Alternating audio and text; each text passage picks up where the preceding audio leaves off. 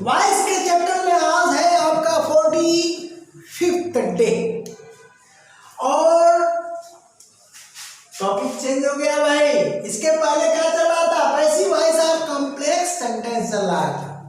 अब complex sentence समाप्त हो गया, अब आ गया कंपाउंड सेंटेंस। तो इसके लिए क्या है, आपको कंपाउंड सेंटेंस पहचान में होना चाहिए। आप पहचान रहे हो कि नहीं रहे हो ये तो आप डिपेंड करेगा, क्योंकि ऑफलाइन में तो मैंने पढ़ा दिया, ये लोग तो पहचान जाएंगे।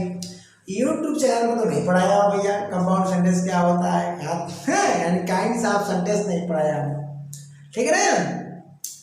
तो लेकिन नियम जो है बहुत सिंपल है, बहुत सिंपल है, इसलिए आपको परेशान होने की जरूरत नहीं है। सीधा सीधा मैं एक कंपाउंड सेंटेंस लिखता हूं और आपको समझा देता हूं। सेंटेंस लिखने के पहले जो एक सिंपल रूल है उसको बता दे रहा हूं, मौखिक सुन लीजिए। जिस तरह से आपको कॉम्प्लेक्स सेंटेंस में किसी वीडियो में मैंने बताया था कि किसमें जी, अरे पीसी प्लस क्या नाउन क्लास, कब PC plus indirect object plus NC noun class. तो मैंने बताया था कि प्रत्येक ट्रांसिटिव वर्ब के साथ आपको बनाना है। तो यहां भी जरूरत से ज्यादा नियम है ही नहीं। प्रत्येक ट्रांसिटिव वर्ब के साथ आपको पैसिव फॉर्म बनाना होगा, सिंपल रूल है। कंपाउंड सेंटेंस में चाहे जितने भी कोऑर्डिनेट क्लासेस लगे हो, ठीक है ना, एक तो प्रिंसिपल रहेगा, फिर कोऑर्डिनेट एक भी हो सकता है, दो भी हो सकता है, तो उससे आप परेशान मत होइएगा। सभी ट्रांसिटिव वर्ब के साथ क्या करिएगा, पैसिव फॉर्म बना लीजिएगा, सिंपल सी बात है। तो एक सेंटेंस लिख देता हूं, चलिए आरपी।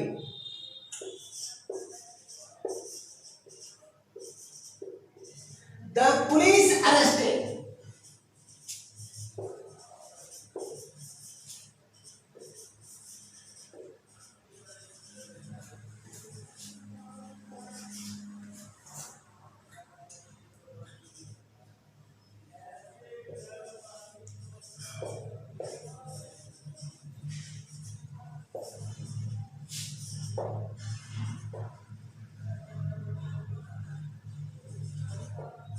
देखिए, यह सेंटेंस आपको लिखा लिखाया मिलेगा। जब लिखा लिखाया मिलेगा तो आप कंफ्यूज क्यों हो गए? बस एंड से अगर दो क्लासेस जोड़े जाते हैं तो निसंदेह वो कंपाउंड सेंटेंस ही होगा। तो पहला जो क्लास होगा वो क्या होगा, बोलो, प्रिंसिपल क्लास, और दूसरा जो एंड से स्टार्ट होगा वो कोऑर्डिनेट क्लास। क्या होगा? Coordinate class. कोऑर्डिनेट भैया, अरे पी से प्रिंसिपल, सी से क्लास, और सी से कोऑर्डिनेट, और सी से क्लास, कोऑर्डिनेट क्लास, ठीक। और एंड क्या होगा भैया? Coordinating conjunction. क्या होगा? Coordinating conjunction. थोड़ी सी जानकारी दे दे रहा हूं पहचानने के लिए, इसलिए दे रहा हूं कि कहीं आप कॉम्प्लेक्स वाला नियम न लागू कर दे। तो आगे तो मैं पढ़ाऊंगा, यूट्यूब चैनल के माध्यम से आप तक पहुंचा दूंगा, कंजंक्शन क्लास बहुत बढ़िया से पहुंचाऊंगा, ठीक है ना। तो थोड़ा सा इंतजार करना पड़ेगा, ठीक। अब चलिए यहाँ पर फटाफट रिमार्क करिए। तो क्या हुआ? ये सब्जेक्ट, ये क्या हुआ? ट्रांसिटिव वर्ब, ये क्या हुआ? ऑब्जेक्ट, और ये क्या हुआ? ट्रांसिटिव वर्ब, और ये क्या हुआ? ऑब्जेक्ट, और ये अदर वर्ड्स कॉम्प्लीमेंट। क्या है? ये कॉम्प्लीमेंट है। रिमार्क कर दिया। अब हम वन बाई वन शुरू करते हैं। तो वन बाई वन हम शुरू करते हैं, इसका पैसिव कैसे बनेगा देखिए। ऑब्जेक्ट को आप सब्जेक्ट बनाओगे तो बना लो,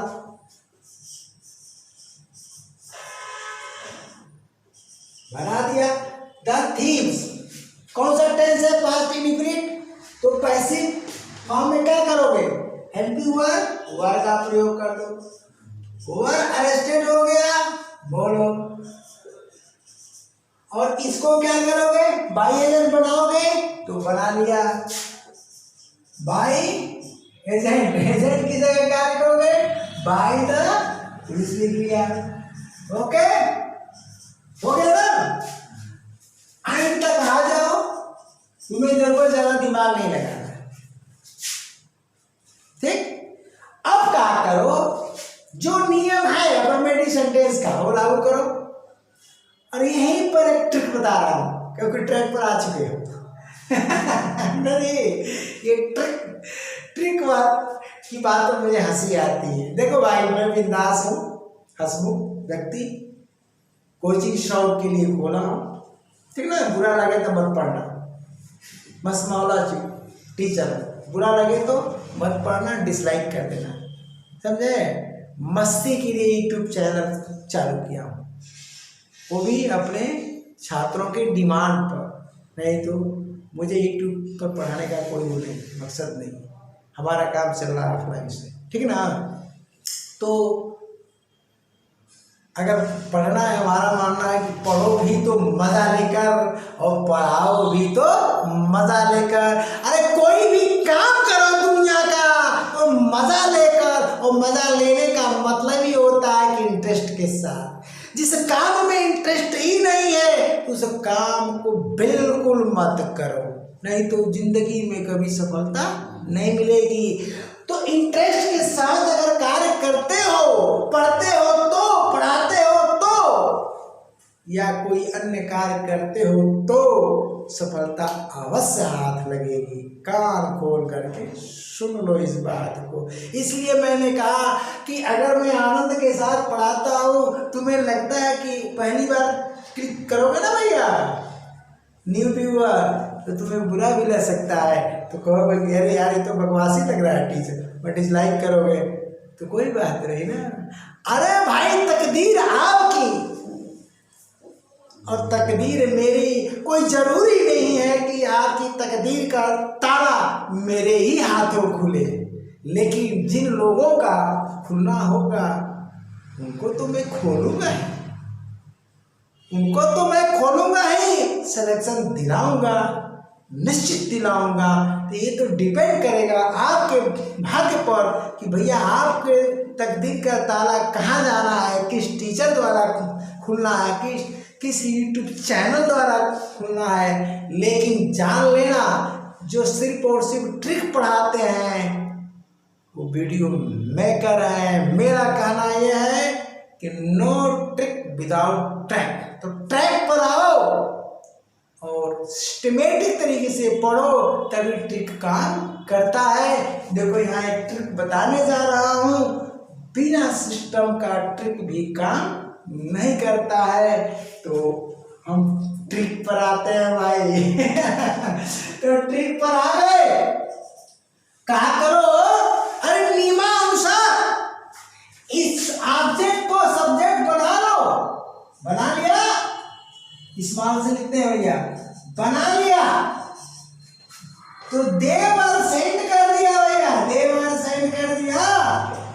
और बोलो यहाँ पर सब्जेक्ट है, तो जब सब्जेक्ट नहीं है तो बाई एजेंट क्यों लगाओगे? मत लगाओ। तो क्या करो, देवर सेंट टू जेल लिख दो भैया, करो। ये देखो ट्रिक, तो एक बार तुम नियमानुसार बनाओ। अब क्या करना, कंपेयर करना। कब कंपाउंड सेंटेंस है तो बड़ा थोड़ा सा खतरनाक है। क्या करना कि तुलना करना इससे। अब मेरा प्रश्न है, क्या एक्टिव सेंटेंस में सब्जेक्ट का प्रयोग हुआ है? तो नो। यही कारण है कि पैसिव में बाई एजेंट नहीं लग रहा है। यहां तक तो सही है। अब चलो फिर दोबारा प्रश्न करो कि एक्टिव सेंटेंस में सब्जेक्ट लगा है तो नो। तो जब एक्टिव सेंटेंस में नहीं लगा है सब्जेक्ट तो पैसिव में लगाने की तुम्हें क्या जरूरत है? तुम्हें क्या जरूरत है? तो क्या करो भैया, उड़ाए। देखा ट्रिक? क्या हुआ भैया? No problem. क्या हुआ? क्या हुआ? तो देखा मैंने क्या किया? अरे देखो, उड़ा दिया। यहाँ पर क्या था भैया? यहाँ पर दे लिखा था। लग रहा था कि यार नियमानुसार तो सही है और यही ऑप्शन में रहेगा तो तुम इसी पर टिक करोगे, क्योंकि तुम्हें ट्रिक नहीं पता है, क्योंकि तुम ट्रैक पर नहीं हो। ट्रैक क्या है भैया? अरे no subject in passive form, there is no subject in passive form. यह एक्टिव फॉर्म में अगर है नहीं है क्या जी? If there is no subject in active form तो क्या होना चाहिए? There should not be subject in passive. तो यहां भी नहीं होना चाहिए। तो क्या करो? कहा गया? ए वाला ऑप्शन ढूंढो। यही वाला ऑप्शन ढूंढना है, यानी बिना सब्जेक्ट का। देखा ना कितना बढ़िया ट्रिक। ठीक, एक सेंटेंस और ले लो। हम कहते हैं कि सी रोड a letter and बोलो कंपाउंड सेंटेंस है। अब कंपाउंड सेंटेंस लिखने का तरीका यही होता है। यहां पर सब्जेक्ट था तो रिपीट नहीं होगा, एंड के साथ अगर जुड़ा है तो ध्यान देना, थोड़ा सा इंट्रोडक्शन दे रहा हूं। एंड के साथ अगर कोऑर्डिनेट क्लास जुड़ता है प्रिंसिपल क्लास से तो सब्जेक्ट कभी भी रिपीट नहीं होगा, चाहे नाउन के रूप में चाहे प्रोनाउन के रूप में। तो यहाँ द पुलिस था ये नाउन, तो आप कोई राइटर यहाँ पर रिपीट करता है कि एंड दे सेंट, तो बिल्कुल गलत। किसी किताब में लिखा हुआ है तो बिल्कुल गलत। अतः एक्टिव फॉर्म हमेशा इसी रूप में होना चाहिए।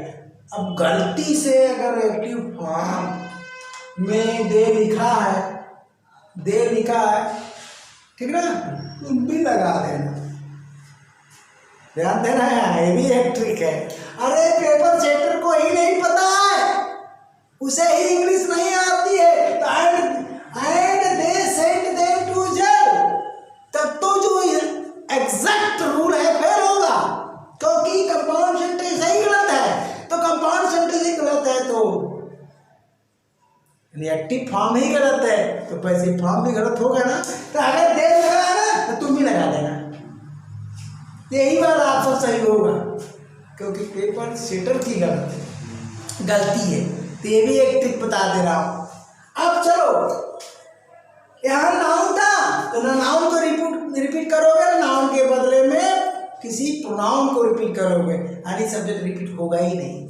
अब चलो, यहाँ तो ऑलरेडी प्रोनाउन है भैया, यहाँ तो ऑलरेडी प्रोनाउन है, तो क्या रिपीट करोगे? She wrote a letter and she posted it. No, repeat होगा ही नहीं। यहाँ भी अगर पेपर सेटर गलती करेगा तो तुम भी गलत कर देना, बता दे रहा हूँ, वही सही होगा। तो यहाँ पर क्या होगा? पोस्टेड। ये क्या हुआ? पोस्टेड इट हो गया। सेम फार्मूले को बना लो जो ऊपर समझाया हूं, तो बोलो पैसिव क्या हो गया? यहाँ हो गया a letter was, बोलो a letter was written हो गया, और written by her हो गया, and बोलो, अरे भैया बोले लिखे it was posted, लिखे, उसको मन में कर लो। क्या होना चाहिए तुम्हारे हिसाब से? इट वाज पोस्टेड होना चाहिए, इट को हटा दो, उसके बाद क्या करो? वाज पोस्टेड करो, उसको मन में कर लो, भूल लो। यार नहीं समझ में आना तो लिख लेना रफ में। यही तो है कंपाउंड सेंटेंस का एक्टिव से पैसिव बनाने का नियम। बाकी हम और यहाँ कितना एग्जाम्पल देंगे, प्रैक्टिस क्लास, यानी चालू होने वाला है, अब समय आ गया क्या जी, वॉइस का प्रैक्टिस एक्सरसाइज चलेगी, ठीक ना, झमाझम। तो तैयार रहेगा नीचे से तभी संभव है। तो अगले क्लास तक के लिए क्या भाई, टाटा बाय बाय।